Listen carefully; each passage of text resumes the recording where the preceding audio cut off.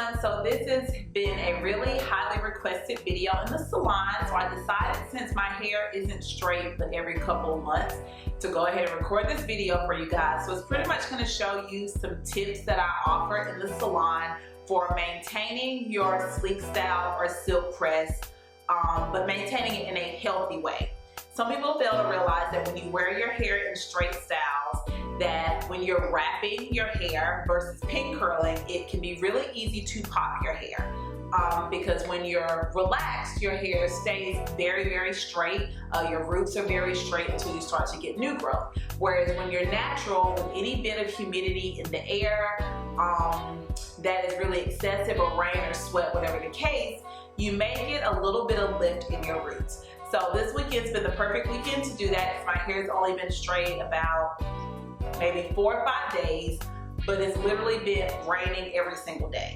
So thank God for micro mishydration, because my hair, still has a lot to hold on to, but inevitably I do have a little bit of swelling at my roots here and there, and that is honestly when it can get a little tough to wrap your hair without popping your hair. So this video is just going to show you some tips on how to properly wrap your hair, where you can, one, maintain the smoothness to get longevity out of your style if your hair was straightened properly to begin with, and two, to maintain the health of your hair so that you're not creating split ends while wrapping your hair. So this is a way that, if done properly, your sleek style, which it is for me and a lot of my clients, can really be considered a protective style, because your hair is in a way that is easier for you to manipulate. So I hope you guys enjoyed. If you have any questions, please feel free to comment or post below.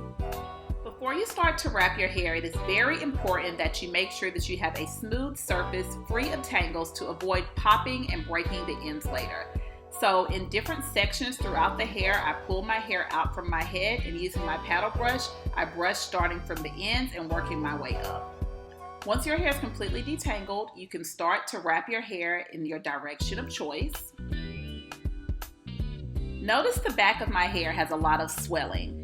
So I avoid brushing at the scalp at that section and simply hold the hair up with my hands and pivot it around. Because my hair is a little older and has some swell, it's a lot easier to wrap because my hair isn't falling down. But if your hair is a lot straighter or fresher, feel free to use pins to keep it in place. I'm going to add a couple of pins to the front of my hair just to hold the front, and I'll show you in a moment how I recommend removing these pins so that you don't leave prints in the hair. Before applying any of your wrapping scarves, it's very important to make sure the hair is smooth and set into place, because how you set it is how it will turn out the next day. I place a Velcro mesh wrap a little off-centered from where I'm going to place it so that I have room to twist it around to set the hair later. I then glide the alligator pins down and around in the direction that I placed them and wrap to lock the hair in place. You want to then take a comb or the tail of something to make sure that any hairs that may have come loose or out of place are set into place and smooth. Alright, lastly, I place a large do-rag, and yeah, I do go to bed looking a little thuggish, but I prefer the do-rag over like a wrapping scarf because it's easier to pull and set the hair in place, and it's more likely to stay on your head at night. I just take the tail and twirl it around and tuck it in so it looks a little bit more presentable. Next, I'm going to show you how you can quickly utilize thermal rollers to add a little bit of volume to your hair, or for those who have a harder time with that pivot point in the center of your head to provide you with a little bit more control.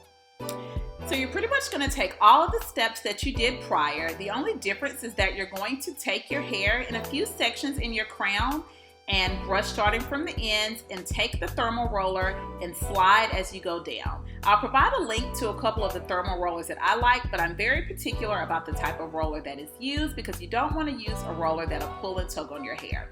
For the purposes of this visual, I only used one roller, but feel free to use 3 or 4 rollers to achieve whatever type of volume you would like in the crown, or to provide you with more control. I hope this video was informative to you.